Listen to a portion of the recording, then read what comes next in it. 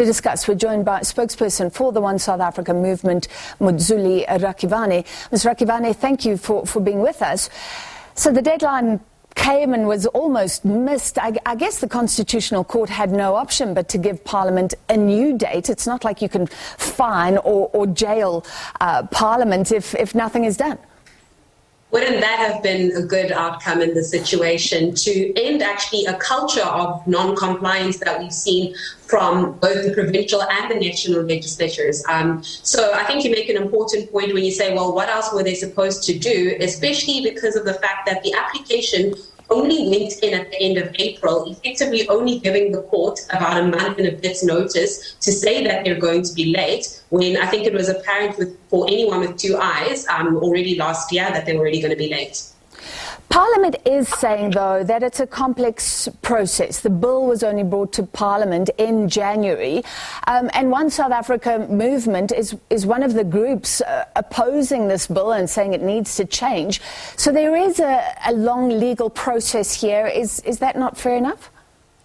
I think that's a very fair assertion, but it's put in the wrong context. To say that this only started 2 years ago is actually not true. Number one, the current system that we have was never meant to be a long-term arrangement. It was always supposed to be just for the first transitional election. In 2003, our own Parliament commissions Freddie van Zyl-Slabbert, and he comes up with a report that says we need to move towards a more constituency-based system and divide the country into constituencies. A few years later, Parliament again commissions another report on electoral reform, does nothing about it. Finally, we get to 2017, where former President Mutlanthe himself has a commission, and in that commission, it again speaks about moving towards a constituency-based system where people can directly elect their officials. The only reason why there's a quote-unquote time pressure is because Parliament has failed to do anything for the last 28 years, and this just happens to be the first time that the judiciary is actually holding them accountable to it.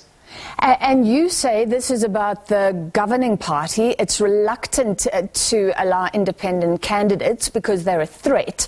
Why? Well, I think the proof is in the pudding already. If we look at the local government elections, we've seen so many civic organizations and independent candidates come through and compete for the first time and actually do incredibly well. So it would be sort of logical for any political party to look at the situation and say, why would I want to create a system whereby my direct competitor would actually thrive? One of the sticking points, and we've spoken to your movement before, is that according to the bill, when an independent candidate gets enough votes for one seat, that's where it stops, because they can only fill one seat. But there may be thousands of extra votes that candidate garnered, but they go to waste. Is your argument that they should somehow be passed on to other independent candidates gaining any traction? Is there any movement there? Unfortunately not. We have been following very closely with the parliamentary, or the committee rather, that is honoring this process. And there seems to be quite a reluctance against this, which is quite disappointing, because this is not something that One South Africa has come up with, as much as we'd like to take credit for it. This is actually a system that is followed across different countries, and it's called the single transferable vote. Alternatively, Parliament needs to come up with a system whereby those votes are then captured, and independents can sort of form like a block or conglomerate, so that those votes can go towards, for example, PR votes. And we say this, again, not because of a hidden agenda, but I think everyone in this country can appreciate that people literally died for the ability to vote and for everyone's votes to count equally. So it should be really concerning to everyone that Parliament has come up with a system that so nonchalantly just decides not to count votes. Well, now you have more time to lobby. What are you going to do for the rest of the year? Well, we'll continue to do exactly that.